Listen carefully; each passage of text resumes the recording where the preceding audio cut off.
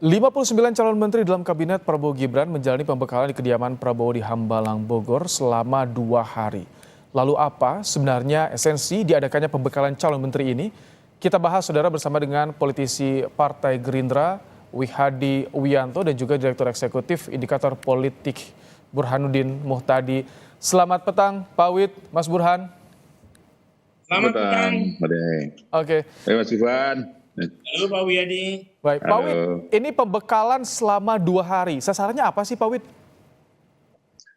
Ya pertama tentunya karena calon menteri dan calon wakil menteri ini kan dari berbagai macam disiplin ilmu dan berbagai golongan, maka pembekalan ini adalah perlu untuk menyamakan visi dan misi pemerintahan Prabowo dan Gibran untuk kedepannya. Nah, tentunya di sini memang inilah yang diperlukan bagaimana kekompakan dalam nanti memimpin dan menjalankan pemerintahan. Dan ini tentunya para calon menteri ini tentunya harus sama satu visi dan satu misi dengan Pak Prabowo dengan pemerintahan yang ke depan. Ini sebenarnya adalah lebih kepada bagaimana calon menteri ini tahu permasalahan-permasalahan ke depannya. Jadi ini adalah lebih kepada hal tersebut. Oh, ketika pertemuan kemarin di Kertanegara atau profiling sebelumnya itu belum disampaikan, Pak Wid? Saya kira itu profilingnya kan justru karena profilingnya kan berbeda-beda. Ini kan masalahnya kan dari calon menteri itu ada yang dari profesional itu kan lebih banyak, kemudian dari calon partai juga ada lebih banyak. Dan tentunya dalam hal ini penyatuan visi dan misi ini kan sangat diperlukan oleh Pak Prabowo untuk kedepannya. Jadi misalnya sekarang kita bicara mengenai masalah geopolitik. Nah, geopolitik salah satu dari materi daripada yang ada dalam acara itu adalah bagaimana masalah geopolitik.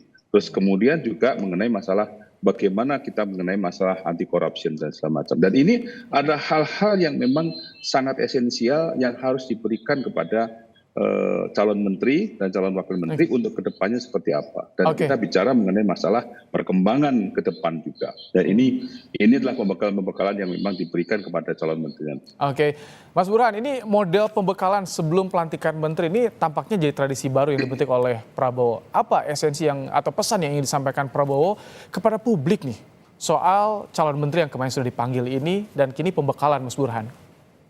Ya bukan hanya pembekalan yang jadi presiden baru, pengumuman bakal calon menteri dan wamen pada saat presiden masih berkuasa yaitu Pak Jokowi itu juga presiden baru. Biasanya presiden terpilih baru mengumumkan siapa yang akan menjadi pembantunya itu setelah dilantik sebagai presiden. Dan menurut saya memang tidak bisa dipisahkan dari kenyataan bahwa Pak Prabowo membawa narasi keberlanjutan. Sehingga beliau mendapatkan semacam lampu hijau dari Pak Jokowi untuk memberikan semacam pembekalan sekaligus pengumuman daftar nama yang akan kemungkinan besar dipilih sebagai anggota kabinet sebelum Pak Jokowi menyelesaikan masa jabatannya. Nah, pesannya tentu saja sederhana. Pesannya satu, memastikan kepada para calon menteri maupun wamen agar mereka memiliki frekuensi yang sama terkait dengan tantangan geopolitik, geostrategis. Dan yang kedua itu memberi semacam optimisme kepada publik. Nah, saya pribadi itu tidak khawatir ya soal itu ya. Yang saya khawatir adalah kalau kita lihat tone di media sosial 2 hari terakhir berkaitan dengan nama-nama yang dipanggil ke rumah Kartanegara, itu tone-nya di hari kedua negatif. Jadi sepertinya terlalu banyaknya nama-nama yang dipanggil, apalagi beberapa nama dianggap tidak kompeten, itu seperti mendegradasi makna kabinet Zaken yang sebelumnya disuarakan. Nah, saya justru khawatir di sini, bukan soal pembekalannya. Tapi di tengah tadi yang soal kekhawatiran ini dengan adanya pemanggilan ke Kertanegara, kemudian juga ada pembekalan yang dipertontonkan ke publik, sebetulnya apa tujuan yang disampaikan oleh Prabowo pada publik? Apa ini termasuk untuk meyakinkan jika menteri yang akan membantunya punya visi yang sama dengan presiden, atau bagaimana Mas Burhan? Soal itu kan tadi saya sebutkan, saya sama sekali tidak worry sama sekali ya. Saya yakin kalangan menteri, bakal calon menteri atau wakil menteri pasti paham soal apa yang menjadi tantangan Indonesia ke depan. Sangat tidak mudah, mulai dari tantangan geopolitik, geostrategis, ya, itu sangat tidak mudah. Saya yakin. Tetapi lagi-lagi yang perlu ditingkatkan optimisme publik. Jangan lupa, public confidence terhadap Pak Prabowo sangat tinggi sekali. Temuan survei indikator 83,5% akhir September. Tapi jangan sampai ekspektasi yang terlalu tinggi itu kemudian justru didegradasi oleh ya postur kabinet yang terlalu gemuk. Apalagi kalau diisi oleh nama-nama yang menurut publik itu hanya sekedar merepresentasikan akomodasi politik ketimbang meritokrasi. Nah, sentimen itu mulai muncul kemarin itu. Jadi saya cek data di medsos saya, itu mulai muncul pertanyaan-pertanyaan ketika Raffi Ahmad dipanggil, ketika Taufik Hidayat dipanggil, Gus Miftah dipanggil, itu mulai muncul. Ini posisinya sebagai apa kira-kira? Nah, itu yang menurut saya perlu dijelaskan oleh Pak Wihadi, gitu kan, supaya optimisme publik ini tetap tinggi dan bulan madu publik dengan Pak Prabowo tidak segera berakhir. Oh, ini kalau misalkan sedikit Mas Burhan, masih bisa direvisi kalau menurut Anda soal nama-nama yang dipanggil ini? Kalau misalkan dirasa terdegradasi. Mengatakan tidak, mereka yang dipanggil kan tidak otomatis jadi menteri atau wakil menteri. Itu statement Bang Dasko itu. Kemudian dipertegas. Ini masih audisi berarti ya? Daniel Anzar.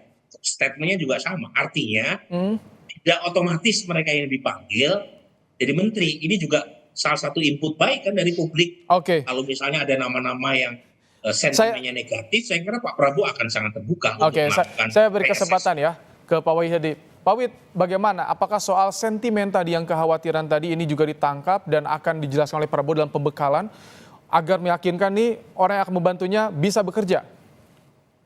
Ya, pertama begini, memang apa yang dilakukan 2 hari di Kertanegara itu memang adalah masih pada tahap audiensi pada calon-calon menteri, calon wamen, dan mungkin juga calon-calon kepala badan ataupun utusan-utusan khusus yang memang dibuat untuk Pak Presiden. Namun hal ini kan belum diputuskan dan belum ada keputusan resmi dan belum ada penunjukan resmi. Dan kemudian pada saat sekarang ini bagaimana pengamatan ke depan ini adalah memang dengan pembekalan dan juga dengan berbagai macam hal yang tentunya nanti Pak Prabowo lah yang akan menentukan pada saat tanggal 20 atau tanggal 21 pada saat mengumumkan kabinetnya. Nah, jadi hal-hal yang seperti ini mungkin kita melihat bahwa ada figur-figur, ada mungkin juga ada tokoh-tokoh yang datang. Ini semuanya adalah merupakan tokoh-tokoh yang memang dipanggil untuk audiensi dengan Pak Prabowo tentunya. Pak Wid, kalau jadi kita melihat di sini, ini 59 tokoh yang dipanggil meskipun mendapatkan pembekalan dari Prabowo ini belum tentu dipilih untuk jadi menteri atau wakil menteri, Pak Wid. Saya kira ini mengenai masalah posisinya yang belum jelas, posisinya itu adalah sebagai di mana. Tapi untuk diperbantukan itu fix ya? Tapi diperbantukan, tentunya diperbantukan dalam hal apa itu yang masih belum jelas kan gitu. Jadi segala sesuatunya kita masih melihat nantinya keputusan itu ada pada Pak Prabowo pada saat nanti penentuan itu. Nah tentunya di sini tokoh-tokoh ataupun figur-figur yang diundang itu tentunya adalah mempunyai keahlian dalam bidang masing-masing. Tidak hanya keahlian bidang masing-masing itu tentunya keahlian yang ada memang spesifikasinya dan kita juga mengamati spesifikasi dari masing-masing figur dan tokoh itu. Nah, kalau kita bicara mengenai masalah sentimen negatif yang disampaikan Prof. Burhanuddin tadi mengenai masalah bagaimana figur-figur itu adalah sesuatu hal yang memang di medsos menjadi suatu masukan bagi kita. Tetapi dalam hal ini tentunya kita akan bisa menjelaskan pada saat ini memberikan alasan kira-kira memang tokoh ini memang khususnya adalah keahliannya apa. Karena kita melihat ke depan bahwa yang namanya negara kita ini ke depan ini kita sudah harus menghadapi sesuatu hal yang baru.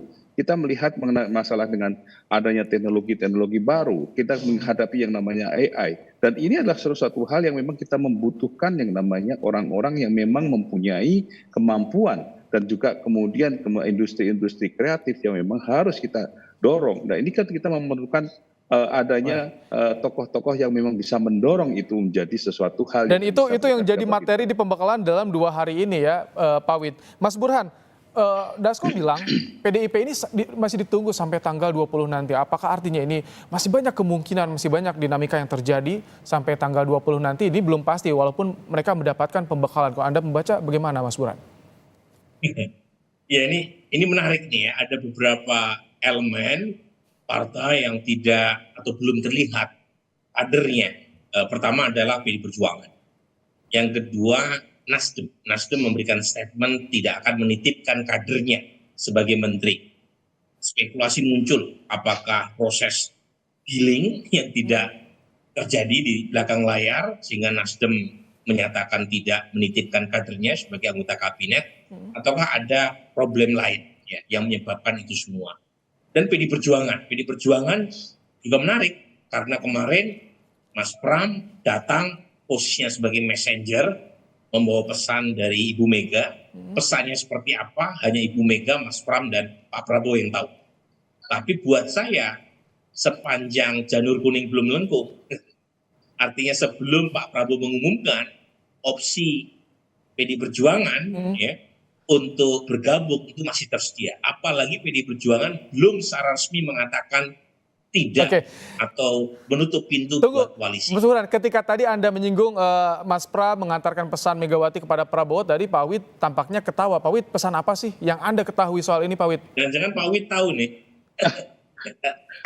Saya kan tidak di posisi ada pada saat Mas Pram di sana, jadi saya sendiri juga belum tahu apa yang dikatakan oleh Pak Burhan. Memang bahwa yang isunya, informasinya nggak tersebar di antara kader Gerindra, tidak ada yang tahu soal pesan apa, apakah jadi bertemu antara Prabowo dengan Mega.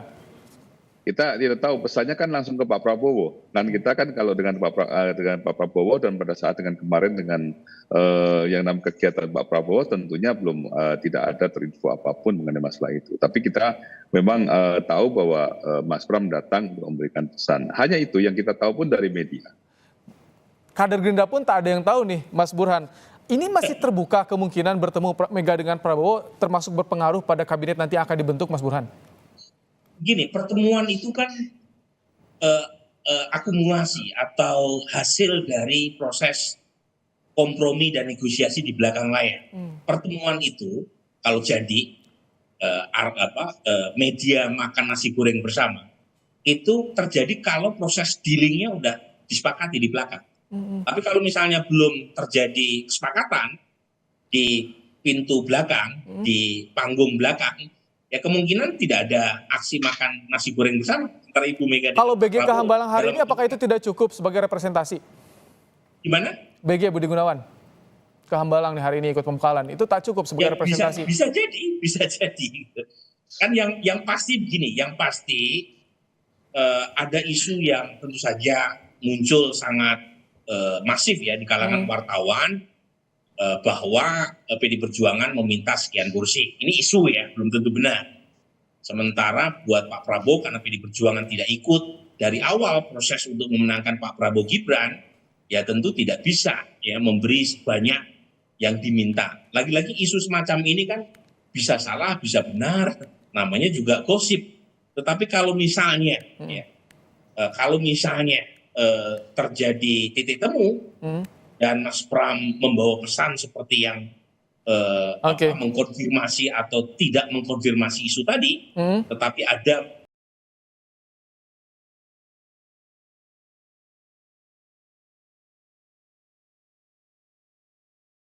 beritanya nih, mantan Kepala Badan Intelijen Negara Budi Gunawan hadir saudara dalam acara pembekalan calon menteri yang digelar Presiden terpilih Prabowo Subianto di Hambalang, Jawa Barat.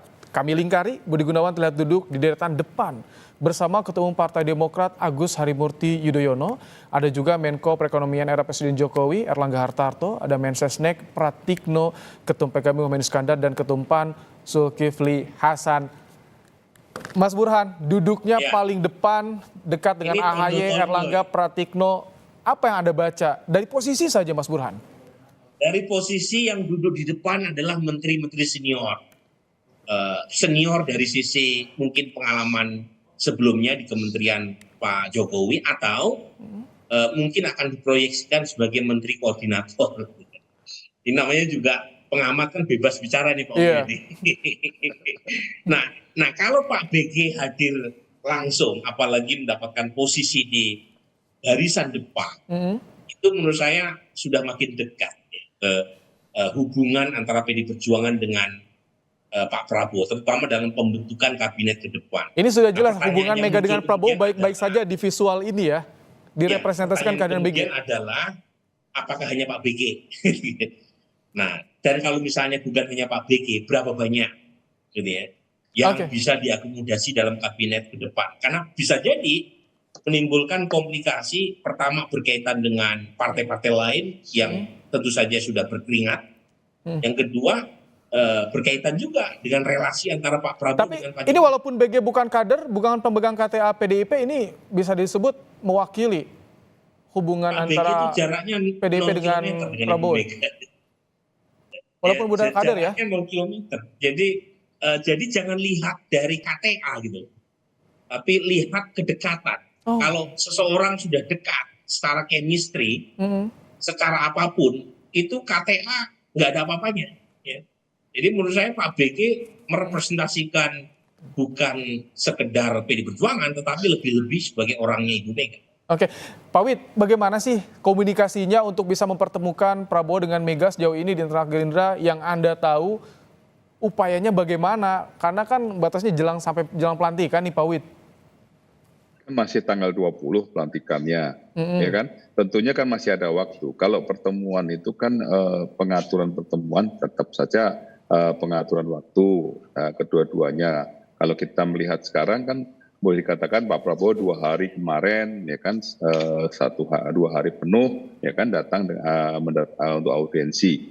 Nah tentunya waktunya juga tidak sempat. Ya. Tentunya tapi sesuatu hal kemungkinan apa saja bisa terjadi, ya kan sebelum tanggal 20. Dan saya kira hal-hal tersebut semuanya juga sudah banyak dari media juga sudah sering mempertanyakan hal tersebut. Saya kira ini adalah sesuatu hal yang memang kita tunggu saja apa yang nanti terjadi.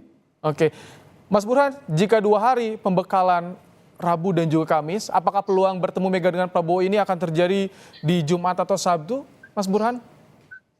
Saya bukan ahli nujum, jadi saya tidak bisa memastikan dari sekarang, tetapi yang jelas dalam politik apapun bisa terjadi. Jadi saya tidak ingin menutup pintu bahwa dalam politik itu semua bermain dalam seni kemungkinan, sesuatu yang tidak mungkin pun bisa mungkin dalam politik, apalagi pertemuan seorang Pak Prabowo dengan Ibu Mega. Itu suatu hal yang sangat mungkin, melihat relasi keduanya yang sangat panjang, jadi bukan hal yang mustahil kalau terjadi pertemuan. Meskipun saya juga tidak akan kaget kalau tidak terjadi pertemuan. Opsi itu masih sangat terbuka, baik ada atau tidak pertemuan yang menyajikan nasi goreng. Terima kasih Mas Burhan untuk pandangan Anda. Pak Wid juga terima kasih telah meluangkan waktu di Kompas Petang sore hari ini. Terima kasih Bapak-Bapak. Terima kasih.